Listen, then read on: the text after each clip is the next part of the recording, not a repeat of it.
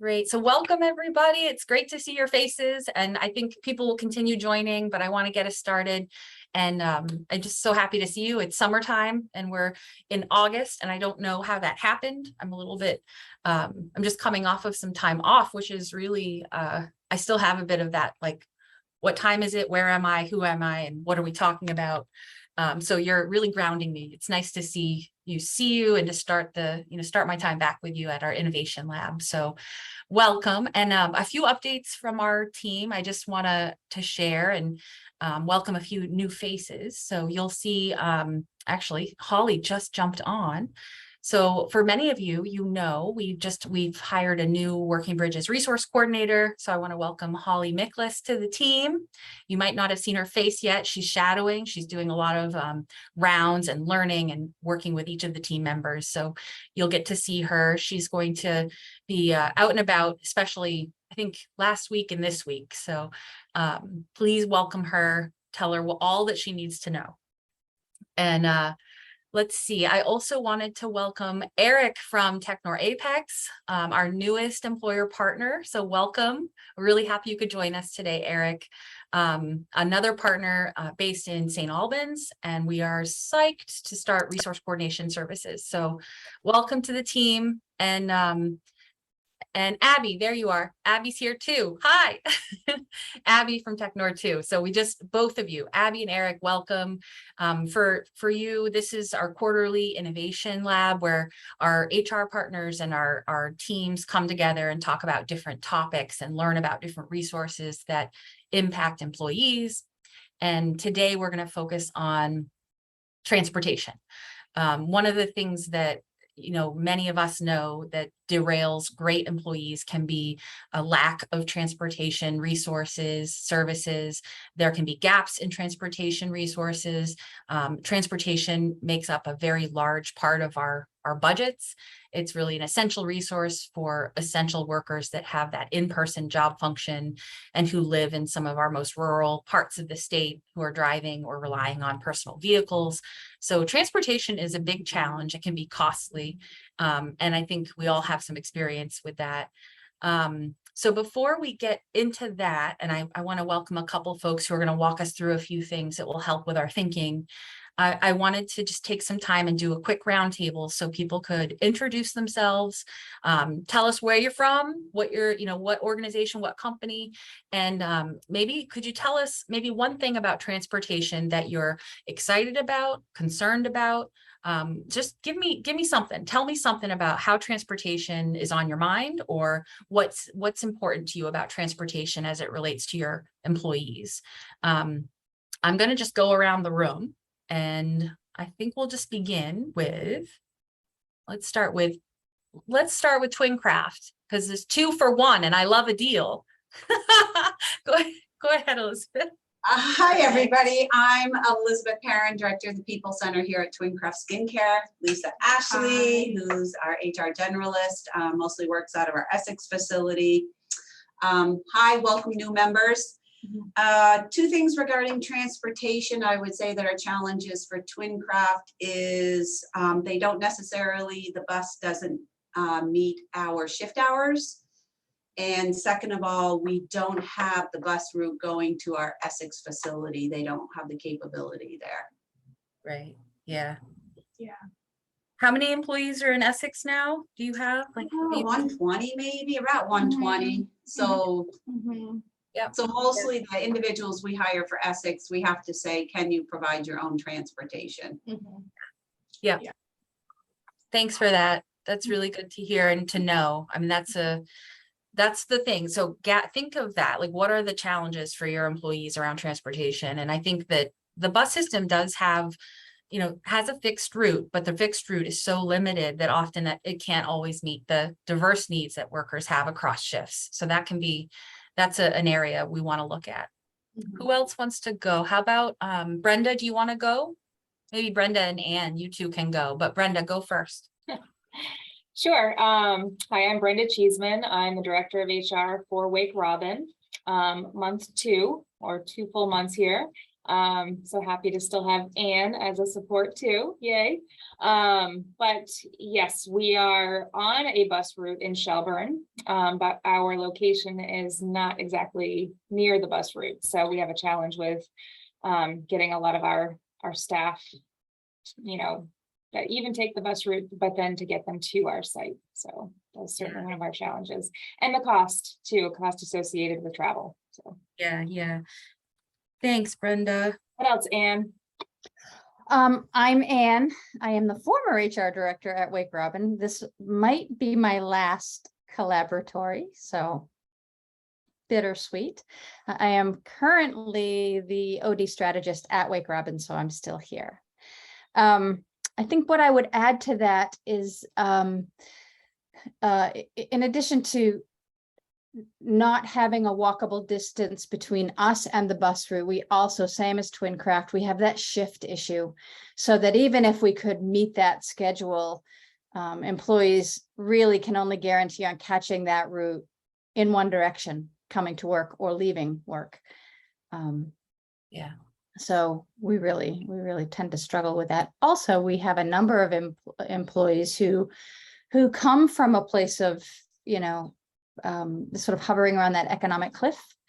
And so anytime we experience even some of the most basic car needs, it can really make somebody stay out of work for a significant period of time as they're trying to figure it out. So it's a lot of lost time around unreliable transportation for us. Yeah. Thanks, Anne. Yeah, I think it's it became really apparent recently. I drove to Richford, Vermont and Sheldon, Vermont for a couple of site visits and a couple of companies out that way, and recognized that unless you have a vehicle, there's absolutely no way you could be a worker there.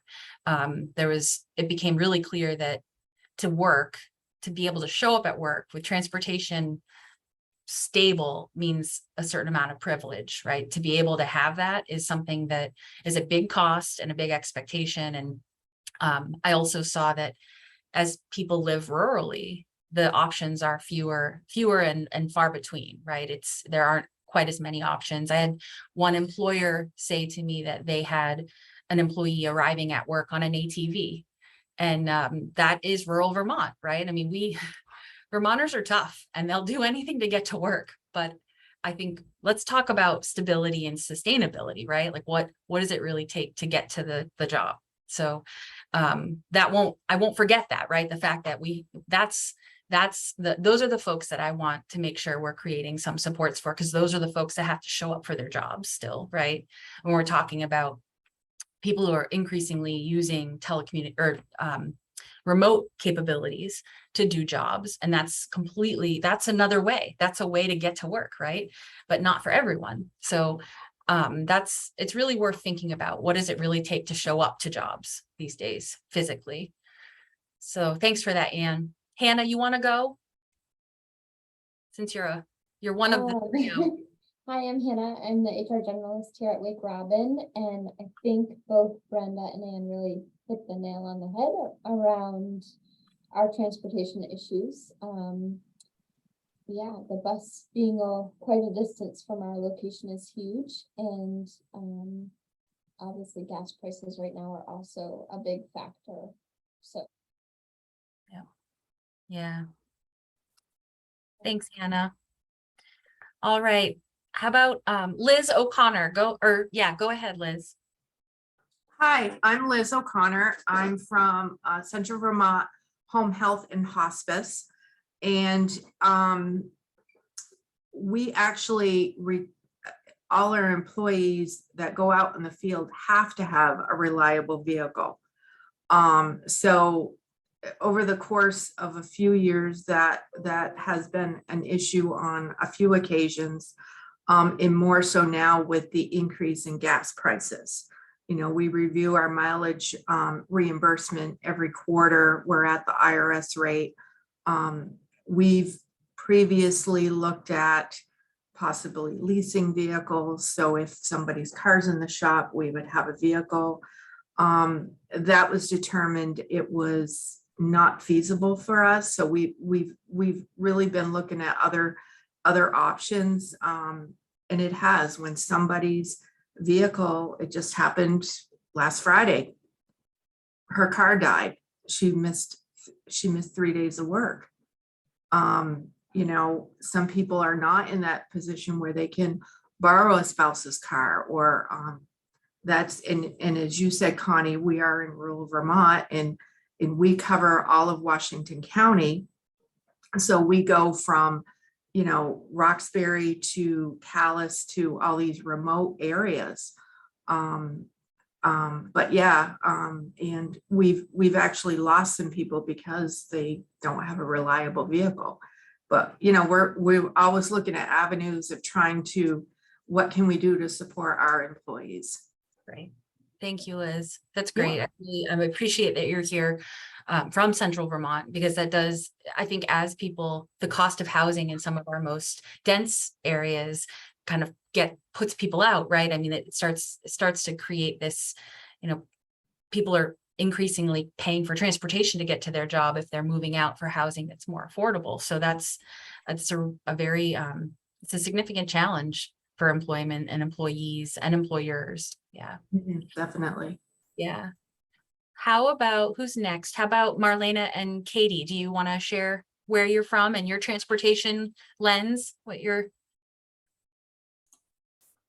Sure, I'll go first. Hi, everyone. I'm Katie Martin. I'm the Associate Director for CATMA, the Chittenden Area Transportation Management Association.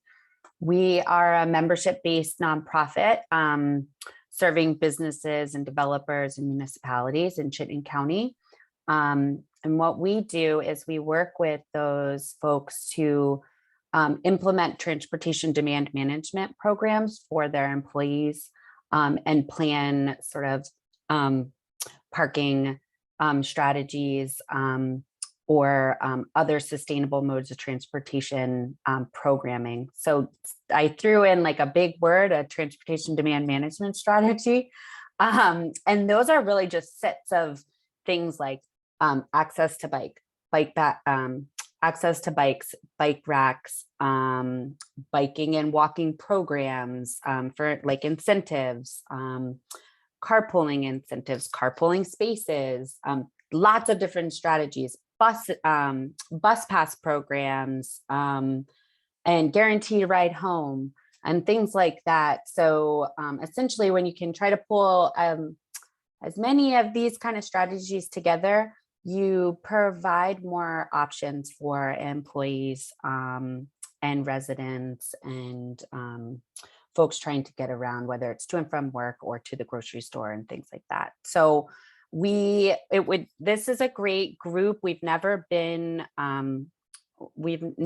here at this table before. So Connie, thanks so much for inviting us here.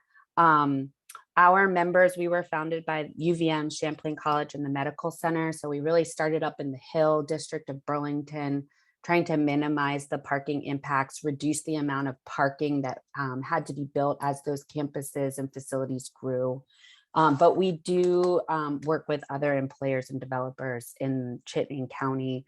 And we have an employee transportation coordinator network that perhaps this group of HR representatives might be interested in learning more about. I do see some familiar faces here, but we meet, it's a free network of, again, businesses and developers, municipalities, and we get together a couple times a year and we talk primarily about transportation options, challenges, barriers, policy.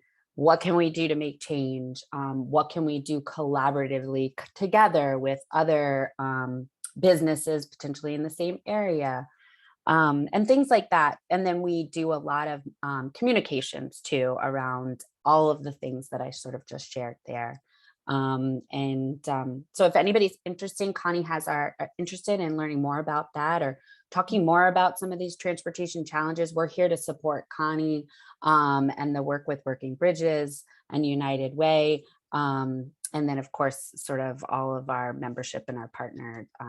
I can add more to that at some point, but I'm really happy to be here. Thank you, Connie. And everything that you all said in sort of transportation challenges are things that, you know, it's not new. And I hate to say that because it feels like, what are we doing? Like, we're always like running to try to make these things work. But I think getting together like this and brainstorming creative options, talking about policy and funding, van pooling, sort of micro transit is a newer pilot program that's going on. It's kind of smaller transit, on-demand transit options.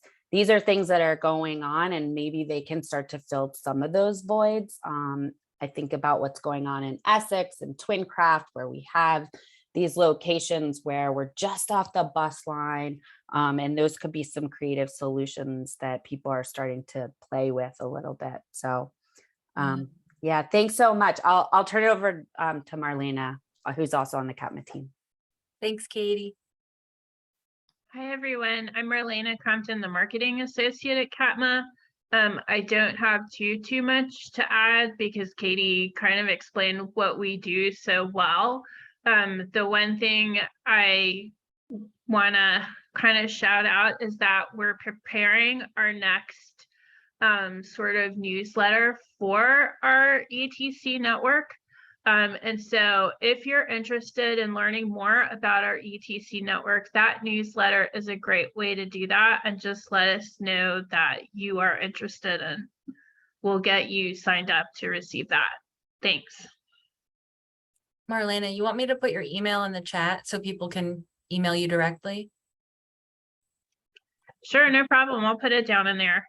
Yeah, that way, if you're not already connected to CATMA's ETC network, you can have Marlena share that with you. Here, there it is, I think. All right.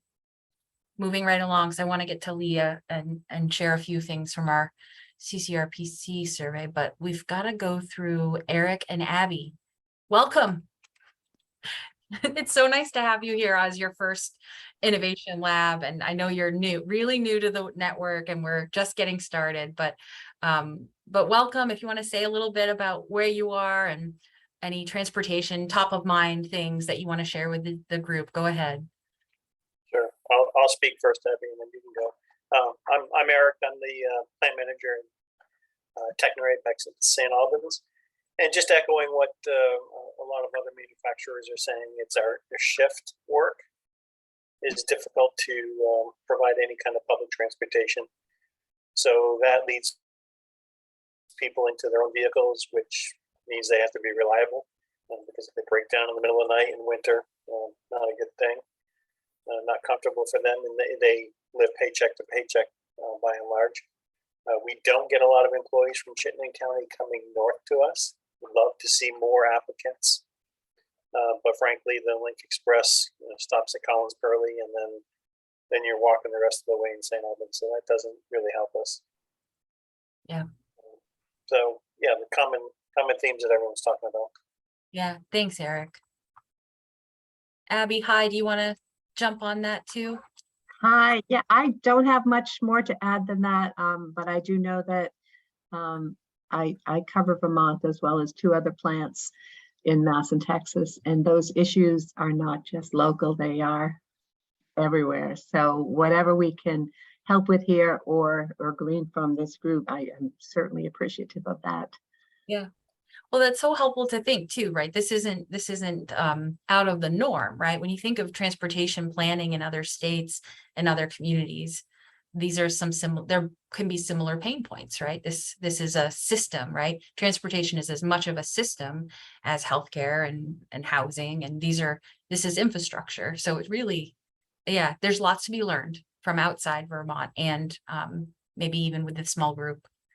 Let's see, I think Shannon, are you there at Autumn Harp? I am. Hello, go ahead. Let me see. I will turn on my camera just to say hi. All right. Hi, everybody. I'm Shannon. I am our quality assurance coordinator at Autumn Harp and a member of our corporate social responsibility pillar. So we do projects relating to inclusion. And I would say that our biggest transportation issue is very parallel to Twin Crafts and some of the others, which is the lack of supportive infrastructure if somebody doesn't have a car.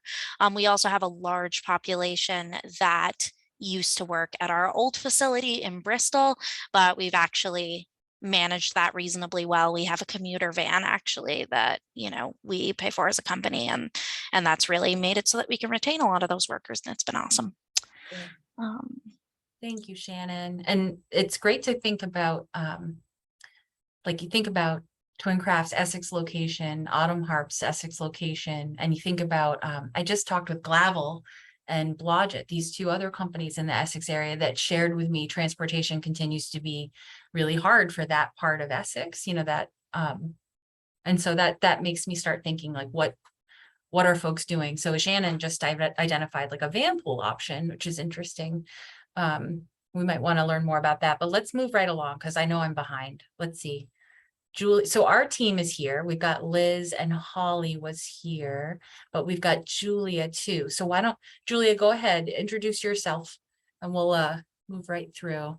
Hi, everyone. I apologize for being late. I just got caught up in my day. My name is Julia Davis, and I am the Community Impact Director at Green Mountain United Way. Hi, Liz. Thanks for coming. Great to see you.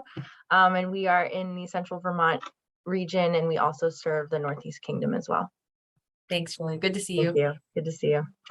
Holly, you want to say hi and introduce yourself? Hey, I'm Holly. I'm the newest resource coordinator on Brooklyn Bridges, and I have just started my first site at Autumn Harp as of 2 weeks ago, I think. So it's fun. Awesome. Thanks, Holly. Yeah. And Liz, I know you're in your car right now. I don't want you to unmute if you're not. Oh, she's okay. Go ahead. Yes, I am. I'm out of the car. I just got home. All right. Good. Hi, folks. Liz Jarvis. I'm the Senior Resource Coordinator for Working Bridges. Happy to be here. I am currently on site at FabTech, Home Health and Hospice, and I serve CCV students and faculty statewide. Yeah. Thanks. Often in the car. And interesting transportation nugget. All right, I'm gonna move it over because Leah, it's your turn. Leah is our colleague at United Way of Northwest Vermont. I'll let you introduce yourself, but Leah and I and the team and our partners, we all worked on a project with Chittenden County Regional Planning Commission last summer, where we actually we were able to do a deep dive on what are the transportation needs in this, sort of post / like return to work COVID world where, essential workers, in-person work was happening at all of, most of our employers kept working. They didn't shut down and people still had to show up. They had transportation needs that continue to this day. And so we wanted to really shine a lens on what it was like for people who are paycheck to paycheck, trying to make transportation ends meet so they could show up. And so to do that, we were able to have an intern from University of Vermont's public administration program with Amelia Luke, who many of you may have met at that time.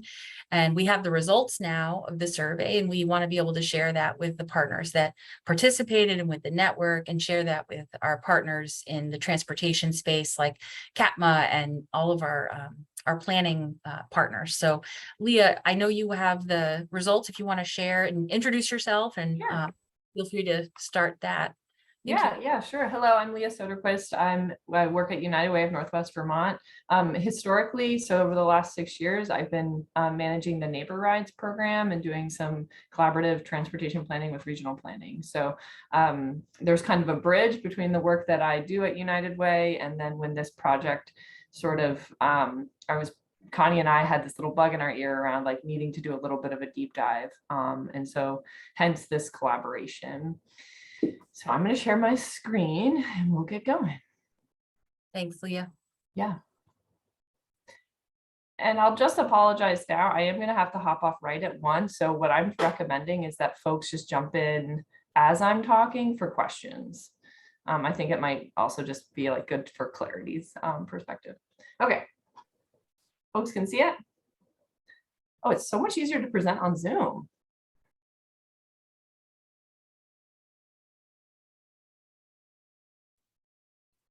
Oh, Leah, I'm sorry. I think are you muted? Got muted. I think you got muted. I think I went to mute myself, but I muted you.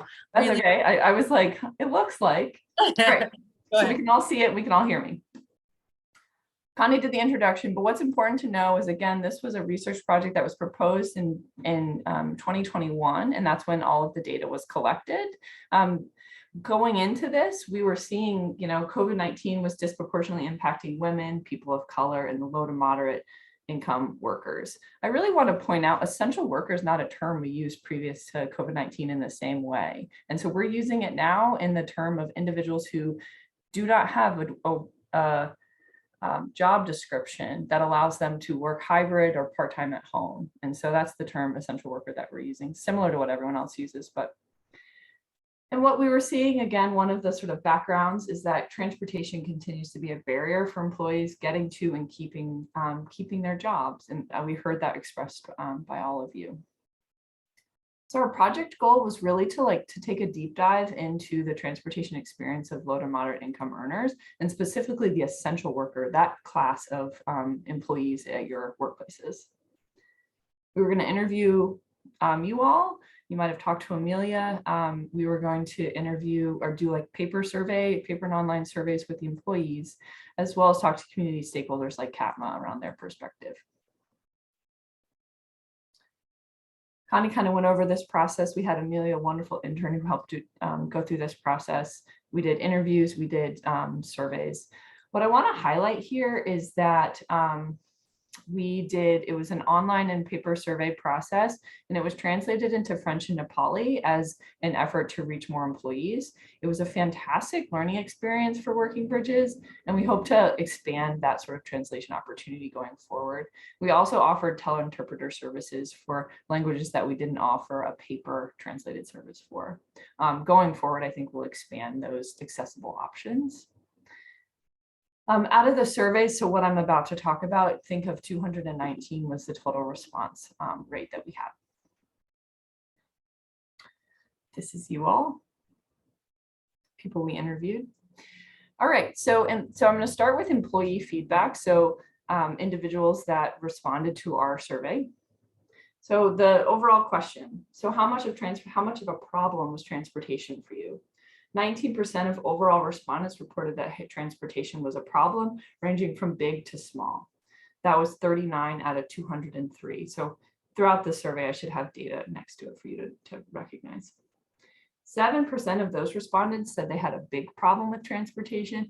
And in our survey, big problem was up to 7 times in the last 6 months, which I think all of us would recognize as a disruption in your work life. The thing I think is important, we asked, how are you getting to work? 69% of individuals were primarily getting to work with their personal car, and then 13 by public transit. Throughout the data, you're going to see these red dots. They're quotes from individuals.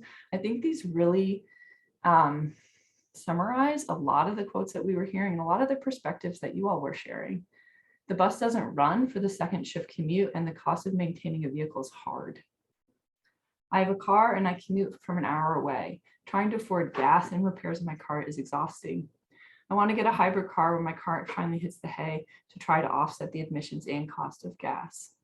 You're seeing effort, you're seeing multi-pronged approaches, and it's still a challenge. More employee feedback. Again, so we're saying roughly 20% of all employees that we surveyed were saying that they had transportation trouble, ranging from big to small. The demographics of that I think are important to bring up. 69% of the individuals who had a transportation challenge were women. 53% of the respondents had a household income of less than $40,000. And 30% of the respondents identified as non-white. So the demographics of when we think of total population that we surveyed, 20% said they had a challenge. These are the individuals behind that. So we're saying, okay, how'd you get to work? Personal car, bus. Now, does an individual, let's survey what their awareness is, their familiarity with other existing community transportation resources. So that being public transit, carpooling, bike share, etc. Great room to grow in this sort of survey or this data. So 26% said it was somewhat easy to utilize public transit, to understand how to set up a carpool, but 41% said it's not easy. So we need to kind of dive in to say, did they try and it wasn't easy, or did they not know? What we're seeing here is I'm not sure, 26% responding, I'm not sure. So overall, this data is showing me that like there's an opportunity for us to get creative in how we educate, share information about currently community available transportation programs, and or how we build skills so that instead of in the moment of crisis where you potentially have a car trouble or schedule disruption, that we're building skills in advance of that so that we can utilize those in the moments of transportation challenge. Again, other comments around challenge with flexibility and shift issues. So we asked employees, what would best help you when we're thinking about the challenges that you're seeing? And these responses are from individuals who specifically said that they have a transportation challenge. 46% said provide flexible transportation money to be used for what I need. So a lot of individuals are saying gas costs, car registration, sort of vehicle maintenance problems. 36 said align the work shifts with the bus schedule. A lot of you are on that and recognizing either that it's there's some fixed schedules, both on employer ends as well as public transit, their timetable as well. And then help using workplace carpooling. The idea of, is there a capacity to connect me with others, or like what could we do there? Go Vermont does have some programs there as well. These are other ideas that employees suggested. Gas cards or a borrowing plan for gas from a paycheck, help figuring out the bus route, bike lanes, handicap accessible vehicles, and mileage allowance for commutes over 20 miles each way. So again, this project was proposed in January 2021. So we were coming out of a great period of disruption with COVID, and we really wanted to understand, we were starting to see a segmentation, essential workers, non-essential workers, individuals who were able to save or divert their transportation budgets to something else, like myself, I work completely remote at this point, versus individuals who are working completely in person and needing to utilize their transportation budgets potentially heavier than they had previously. So did their transportation needs change? 83% of employees surveyed reported that their transportation needs stayed the same. That was interesting to us. I'm grateful that we asked. And then all individuals who expressed that their needs increased were using a personal car to get to work. A lot of that had to do with supporting the childcare complexities with COVID and COVID testing. And then did your employer help you get to work? What was that situation like when we were all in the sort of beginning phases of COVID? 55% of surveyed people who responded said that employees did not help me get to work. 14 said they provided a flexible schedule. 2% said my employees provided money for transportation needs, or they made they made the shifts work with the bus schedule. At that time in 2020, the bus schedules were slightly different, limited capacity, like it was kind of a different time. We have all that research if we need it, but some COVID insights from your employees. Some said they've been running errands for older people who didn't have anyone to support them. And then this larger quote is about the, I think we've all talked about this. Well, I talk about it all the time. I have a 2-year-old, daycare disruptions with COVID and the challenge on transportation that provides. So this is from Amelia's interviews with you all, the employer partners around transportation culture. That was her kind of key theme that she pulled out around offering around that if people want to keep their jobs, they're going to find a way to get to work. And sort of, it sounds like some individuals do talk about, some employers do ask about if you have access to reliable transportation, and others it goes unsaid with the expectation that if you're applying for a job, you understand what the commute might entail. The thing I think is important is that transportation resources are discovered. There are varying levels of involvement from employers of how much they take on to help employees figure out what community transportation programs might be. And I think there's room for improvement there with our community partners, knowing that they would be like willing to come in and maybe do an education series. Green Mountain Transit used to have a travel training program to help people learn how to use the bus. And I think something that I really want to champion here is that you all recognize that transportation is a barrier, and it's also really complex, and that not everyone needs the same thing.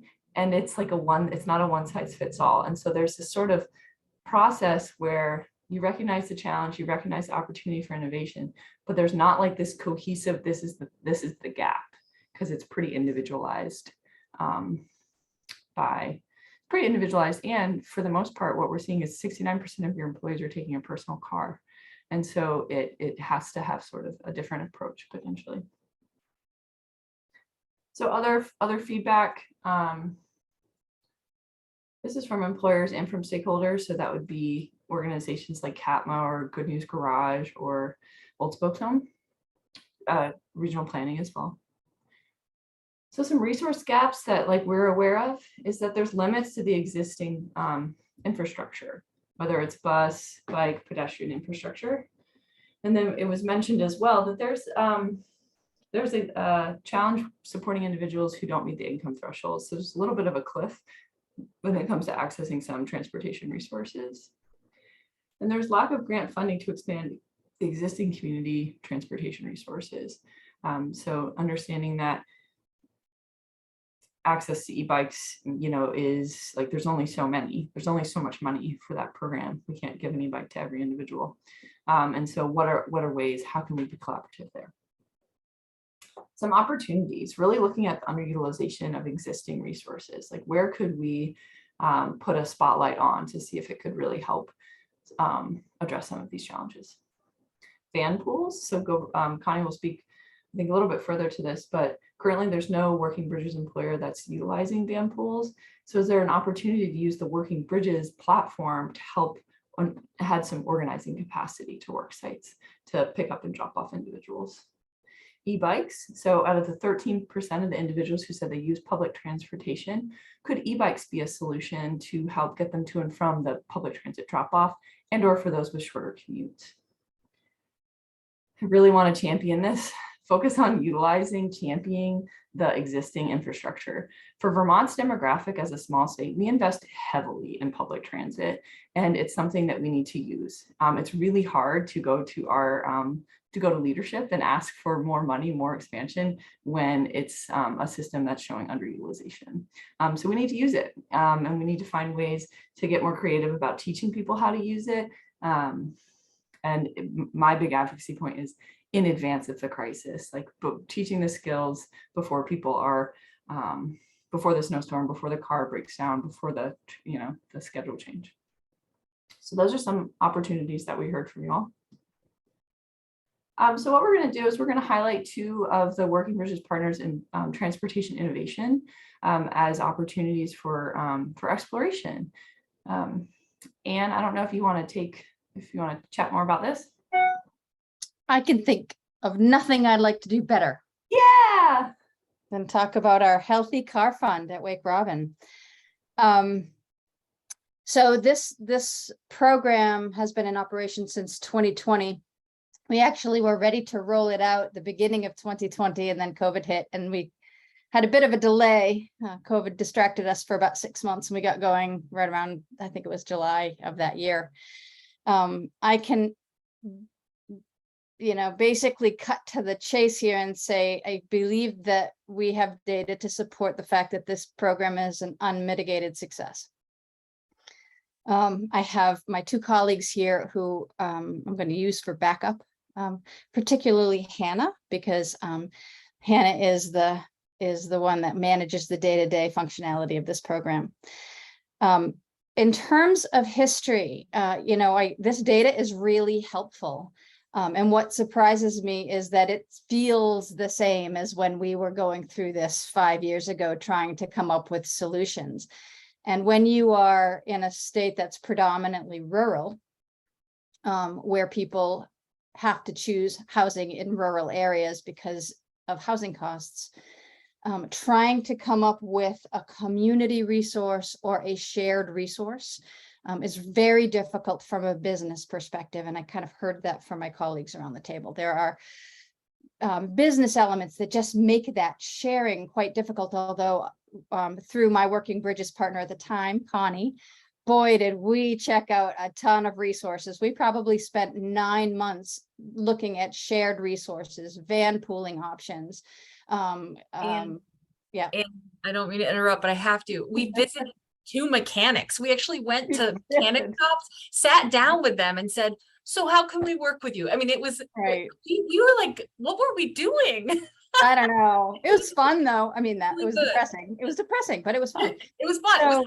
It was hard. you know, after going through all that, and I encourage everybody to really look at the resources around you. For us at Wake Robin, given our location, and given that our customer demand means that we really don't have flexibility around altering our schedules to meet the bus system schedule.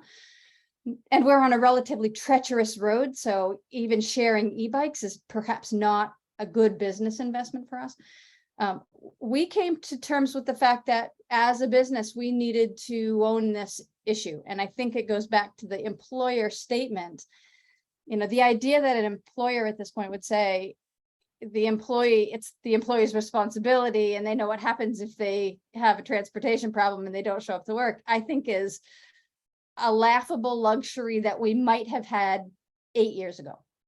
And I don't think there's anybody in this room that really thinks that that is a feasible transportation model anymore. So when we came to terms with the idea that this had to be something that we were going to do ourselves, we had a couple of really important rules that we wanted to follow.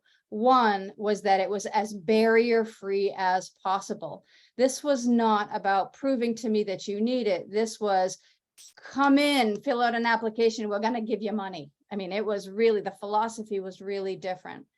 So reduced barriers, speed was really important, and lack of judgment around why people were asking for access to this program. Those things were really, really important to us.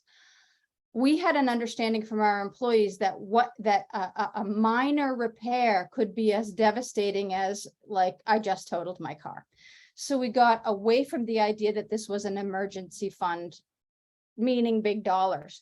And we really just focused on anything we could do. So we started really small. And what we discovered is that the value of this program is in the fact that these are small repairs that get done really quickly. And so it's seamless. Hannah will maybe share with you some data, but what we discovered is that the requests for grants, the grants given almost very rarely go above $1,000. So those are the kinds of repairs we're talking about. Tires, this is for basic repairs, this is for basic maintenance, and this is also a contribution toward the purchase of a new car if people want to do this. So what is the Healthy Car Fund? It is a grant program that partners with employees for grants, for benefit eligible employees, people who are there for 24 hours a week or more. It is giving them access to a grant of up to $1,500 a year. And it's issued on a sliding scale basis based on total family income. So we really ask for very little except an invoice to get an idea of how much the car expense is going to cost. And then we go through a very small exercise to assess total family income. When they are an employee at Wake Robin and they have no dependents and there's no other income, that's very easy for us to figure out. When they have family members who are bringing home income, gathering that information made us a little bit nervous. So we built in a little bit of a stopgap, and we use our Working Bridges coordinator to help get that information for us so that there's no conflict of interest there. So somebody walks into the office, they say, I need to get a new set of tires. They present us with an invoice. We go through the exercise of how much the grant will be, again, anywhere from $0 to $1,500. And then Wake Robin contributes the grant amount. And if the bill is higher, the employee will pay for their portion, whatever is remaining, but we do it in an incredibly simple way. When it comes time to pay for the car, Wake Robin will actually call the service provider. It's a qualified service provider. That's important as well. We want to make sure the repair is a solid repair. We will call them and we will use our own credit card to pay for the full cost of the service, up to the total $1,500. That's huge. That means the employee can immediately go pick up their car. Behind the scenes, we have already granted them a certain portion of that, and whatever remains that they're going to cover, we use a salary reduction agreement. So if the cost is, $1,000 and we're going to grant them $700, there's the remaining $300. We will sign off on a salary reduction agreement, and that employee will pay us back that $300 incrementally over time at an agreed upon rate. So we always get paid back. The idea behind this, again, is that it is really simple. It is really fast. And the sliding scale goes up to 500% of poverty. So we are granting, I'm going to just flip up my grid here. We are granting this to income earners of up to if you're a single person, up to $63,000 a year. That person can still qualify for a portion of this grant. So it sounds like we're spending a lot of money. The reality is, as I mentioned, most of these requests are under $1,000. We had the luxury of having an angel funder get us going. We imagined that we would invest $20,000 a year into this grant. We have never hit that max. So my feeling at this point is that if you have an extra 10 grand, because you have 10 grand laying around, this program could run easily in a pared down way. If you had, if you wanted to, it could be funded with up to $10,000 or maybe $15,000 a year. That sounds like a lot, but if you go around and you look at your benefits, it's not hard to figure out which benefits you're investing in that perhaps aren't yielding you almost a 100% return. What this has done for us is it has dramatically minimized the number of turnovers that we would have experienced because people were unable to return to work. Because once somebody in our location, once somebody is gone for a few days, it's very easy for them to decide to find another employer, particularly in this market. So it's reducing the time that they're away from work. It's also showing a really good faith effort that we're supporting them. And we've found that for those people who might have been lost to us because of these issues, we have an extremely high retention rate. So very little real investment, minimal grants, easy process, high retention rate. Honestly, the program, and people love it. I mean, I cannot tell you the goodwill that this program has bought us and how surprised people are. And honest to God, even the car repair shops around us are thrilled. They cannot believe it when Hannah calls them and says, "This is Wake Robin, we're going to pay off this bill." It's really great. I think the only things that you should pay attention to is how you manage the fund, because it is a separate fund benefit, right? Managing the conflict of interest or confidentiality around understanding household income. I think that's important. Making consistent decisions with our own math. That's really important. And when you're working with a sliding scale, we found that actually it's beneficial when there's a couple sets of eyes. Other than that, I honestly can't recommend that enough. We've also paired this program with a few other programs that we've also found really beneficial. which we can talk about it another day, and I'll let my colleagues take that. One is a Park Your Carbon program, which is a carpool incentive program. And the other is gas cards. We've gotten tremendous mileage over purchasing bulk gas cards and handing them out in pretty routine ways, especially over the last 3 or 4 months. So, Hannah, Brenda, what did I miss? Hannah, you're muted. I think we got you. Okay, I just really like to hit home the fact that I have seen just the joy this program brings people and the connection it makes with our HR office into an actual resource for humans, which means the world to both sides of this, to me in our office and our staff. They really recognize that we are here to help them in the most ways possible. And I think this really speaks volumes to that. I just want to say, so I know about the program, obviously, but I've never heard it directly from you, Anne. And it's like, I'm like more excited about it now, just hearing it directly from both of you. So thank you for sharing. I just want to be conscious of time, so I'm going to move us along.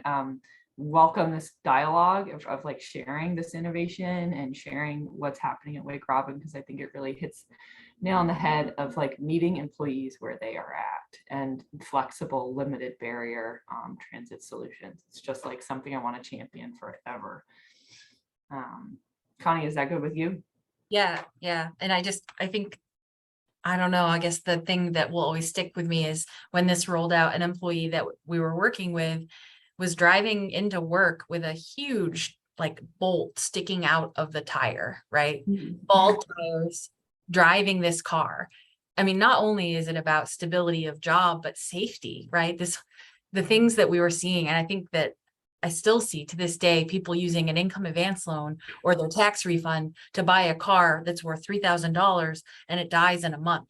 So that's the person we want to be safe on the road and at work, right? So that was really, I saw how that made such a big impact for that one person, and that darn tire. She sent me a picture of it and I thought, how can she be moving that vehicle? Like, how is that happening? So that's the stuff that we're trying to address. And it helps that person get groceries, get their kids, get home, help their do their caregiving, help their family. You're helping someone with all the pieces because it's all connected, right? We're bringing our whole selves to work these days. So but we have to move along. I'm sorry. Leah, I know you have a hard stop at 1 and I'm sorry for that. Do you want to do the partners know about Ready to Go, or do you just want to say like, I think sure. I don't know that they all will know of this one. This was something that happened pre-COVID, but we did a pilot project with Ready to Go, which is a van service under Good News Garage. And typically Ready to Go only works with AHS, or Agency of Human Services. They have a contract for Reach Up participants where they help with transportation through their network of paid drivers and vans. It's a statewide service. And so we launched a pilot with Edland, Rhino, and Wake Robin. And we learned that the van rides door to door helped people commute to work back and forth. It was actually pretty low cost for 67 cab rides or van rides. One of the challenges, of course, was the shift issue and the vans not being available after 6 p.m. So we did need to use some cabs for those rides. But what we learned was it helped employees not only get back and forth to work, but it also helped with some of those, if an employee had a recovery coach meeting or a probation parole meeting midday, they wouldn't have to be out for the whole day just to take public transit. They could maximize that ride service. So there was a way for this group to actually come together and do some shared ride service, and that on-demand idea still, or at least having a fixed route with deviations, still feels like a real possibility for some specific partners in certain areas where I think we could revisit this through our partners in van pooling. There may be some way for us to kind of further that idea of having a backup that would be available in a short-term limited basis. So this was something we learned worked and it had lots of really great outcomes and was actually really affordable for this 5 months that we ran the pilot. People, you know, it was worth thinking about and knowing that we have some data from this to help drive conversations about van pooling too. Yeah, definitely. So I'm going to push this forward just in thinking of like, so the next steps from this, I think it was really an interesting opportunity to bring the Working Bridges in like the employer and employee perspective to transit planning. So Connie and I've been working with regional planning. We've been working with CATMA. We're going to continue those relationships to say Working Bridges has this kind of unique perspective. It's in depth with these employers, and there's sort of a buy-in, a willingness, a culture that speaks to readiness. And so that's been a really awesome opportunity for us. So we're going to continue working with you all. We're going to continue working with regional planning as well as CATMA on trying to weave in the Working Bridges, like the workforce transportation perspective. We have this great opportunity to continue, Connie may speak to this, to continue exploring what the Go Vermont Van Pool program could be, and thinking, again, Connie's like sort of unique special sauce of Working Bridges of saying like, can we do it on a hybrid model that works for the employer network? So it's not an out of the box program, but it works specifically for you, for your shifts, for your employees. And then I think there's something that's really important to continue to highlight is that we were talking to employees, and the important part of continuing to hear feedback and have open dialogue around, do these innovations work? Is this what you're looking for? 69% of individuals are using personal cars to get to that. So trying to adapt solutions to their needs. I think that's an important one. And just one other sort of big picture takeaways that I want to reinforce as I put like my transit advocate hat on. I really want us all to see that transportation is linked. It's linked to affordable housing. It's linked to reliable childcare or to meaningful employment. You're seeing that with your employees of where they're choosing to live and how they're choosing to negotiate their budget. So when we advocate for sort of transportation needs, I think we also need to be advocating for affordable housing. We need to see that transportation is a workforce solution, so that they're all integrated. Yeah, I can't like drive that home enough. One thing that's really important that this project highlighted for me is that car ownership is a financial goal for a lot of people. It's upward mobility, and it's something that needing to understand the motivations and values behind the people you're working with that we need to honor. And so if individuals have a desire to purchase a car, I like meeting them where they're at to say that we need to help employees have access to reliable, safe vehicles, and then trusted auto maintenance as a part of that. And then sort of the fixed component of this, Vermont is a rural state with a small population. We are championed across the country for how much money people invest, like the state invests in our public transit, but I understand that there's limitations to that. But continuing to use the existing infrastructure, whether it's just like in leisure time as a fun exploration, okay, like once a year, like, but use it and start to build those skills, and utilize the community resources of Good News Garage, CATMA, Old Spokes Home, things like that. They often go underutilized. And again, it's hard to advocate for expansion when we're seeing underutilization. But I'm going to turn it back so Connie can speak quickly about the van pool option. Thanks, Leah. So I realize it's after 1, but I want to thank everyone for their participation and for being with us. I know you all have to jump, but you'll be seeing an invitation go out today for a special spotlight on Go Vermont and van pooling. And I hope you'll all be able to join as a thinking session on this idea of revisiting a van pool with some deviation, and how could we do that as a network with a partner? And is there a way for us to come together on some strategy that basically has another way, another option for employees when they have a short-term transportation challenge? Is there a shared solution?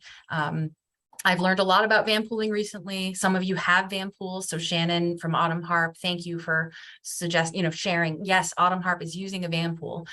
There is a great incentive through Go Vermont, through the state, and the subsidy is really, really phenomenal. However, there have been challenges to van pools in the past. And so I really want to dig into those challenges. So be thinking about what has stopped you from using van pool for your workforce. Where are you getting hung up on that? Where could we support you in community to really kind of overcome that challenge? And is there a partnership we can design that would provide this as an option to the network or to specific partners in certain parts of our community? I would love to have my own van and a key and drive people around. They won't let me do that, but I think there's a way. So I'd really like to have your thinking at our next session, and I'll send the invitation today. Okay. Any questions for those that can remain? I'm gonna release you into the wild. Thank you for your time. Have a great day. And thank you, Anne, and our friends at Wake Robin for highlighting this really awesome opportunity that you designed. The Healthy Car Fund is really something we can, certainly share and give you more details if you have questions. So, Anne, thank you. Thank you all. Have a great afternoon. Thank you. You too.